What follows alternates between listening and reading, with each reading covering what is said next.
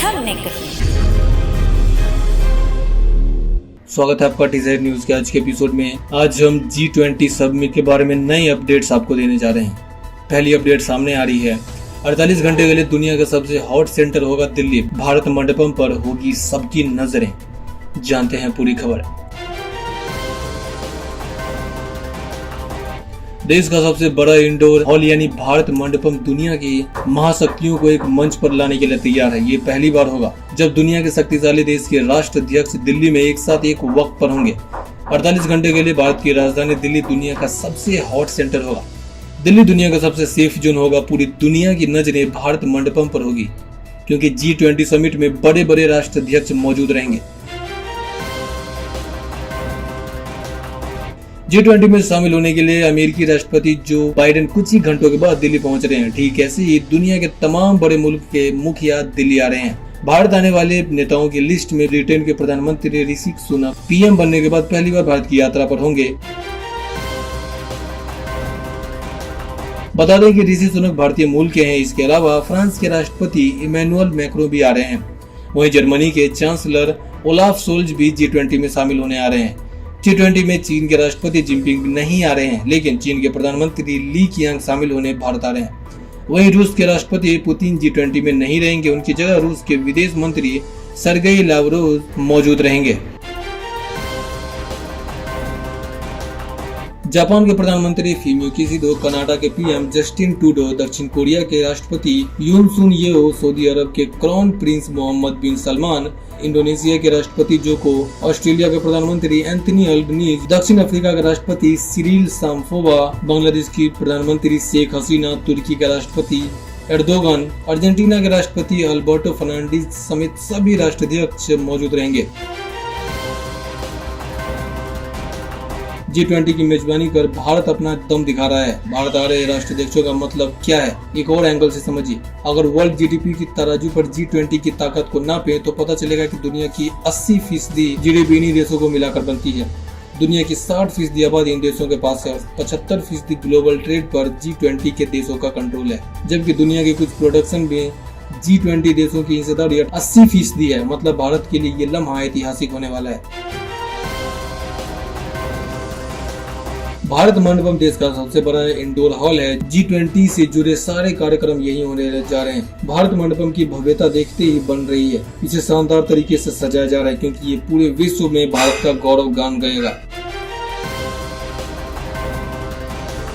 भारत मंडपम 123 एकड़ में बना है। इसके निर्माण में 750 करोड़ रुपए खर्च हुए हैं। देश के सबसे बड़े कन्वेंशन सेंटर में 10,000 लोगों के एक साथ बैठने की क्षमता है। इसमें कई VIP लॉन्ज और कई आधुनिक टेक्नोलॉजी वाले कॉन्फ्रेंस रूम भी है। भारत मंडपम में एक हॉल ऐसा भी है जिसमें एक साथ 7,000 लोग आराम से बैठ सकते हैं। भारत मंडपम का कुल एरिया फुटबॉल स्टेडियम से करीब 26 गुना बड़ा है। ये दुनिया के सबसे बड़े हॉल में से एक है और सिडनी यानी ऑस्ट्रेलिया के ओपेरा हाउस से कहीं अधिक बड़ा है। G20 के लिए भारत मंडपम में 26 पैनल की डिजिटल दीवार बनाई गई है। बताया जा रहा है कि कार्यक्रम में आने वाले मेहमानों का AI एंकर स्वागत करेगी। यह एंकर कॉरिडोर की थीम के बारे में भी जानकारी देगी। साथ ही इस पैनल पर भारतीय लोकतंत्र की कहानी को दिखाया जाएगा।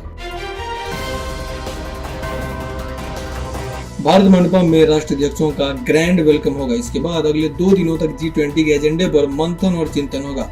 इस बार एक बड़ा मुद्दा G20 में अफ्रीकी संघ को अस्थायी तौर पर G20 में शामिल करने का है। प्रधानमंत्री नरेंद्र मोदी अफ्रीकी संघ की सदस्यता के मुद्दे की अगुवाई कर रहे हैं। प्रधानमंत्री मोदी ने सभी सदस्य देशों को चिट्ठी लिखकर अपील की थी कि G20 में अफ्रीकी संघ के 54 देशों को अस्थायी सदस्यता दी जाए। अमेरिका समेत तमाम मुल्क राजी है और अब चीन ने भी बैठक शुरू होने से पहले समर्थन दिया है। सम्मेलन में इस प्रस्ताव पर फाइनल मुहर लग सकती है। भारत ने G20 के सम्मेलन में अफ्रीकी संघ को अतिथि के रूप में आमंत्रित किया है।